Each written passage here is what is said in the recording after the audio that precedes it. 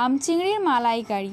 চিংড়ি দেখে জিভে জল, নারকেল দুধে গা ভেজালাম। 1 প্লেট খেলাম, 2 প্লেট চাইলাম, ডায়েটের কথা ভুলেই গেলাম। প্রথমে কড়াইতে তেল দিয়ে দেব, তারপর দিয়ে দেব পেঁয়াজ কুচি, শুকনো লঙ্কা এবং নুন। পেঁয়াজটা ব্রাউন হয়ে গেলে তার মধ্যে দিয়ে দেব কাজু, পোস্ত, কাঁচা লঙ্কা সবগুলো একসঙ্গে পেস্ট করে ভালো করে কষিয়ে তার মধ্যে দিয়ে দেবো তেজপাতা, টক আমের আচার, হলুদের পেস্ট এবং চিনি।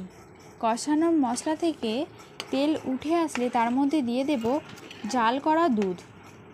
একটু নাড়াচাড়ার পর দিয়ে দেব হালকা ভেজে রাখা চিংড়ি মাছটি।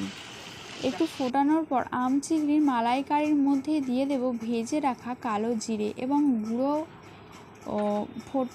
গুঁড়ো করা এলাচ। ফোটানোর পর তৈরি হয়ে গেল আমাদের টক মিষ্টি আমের চিংড়ির মালাইকারি।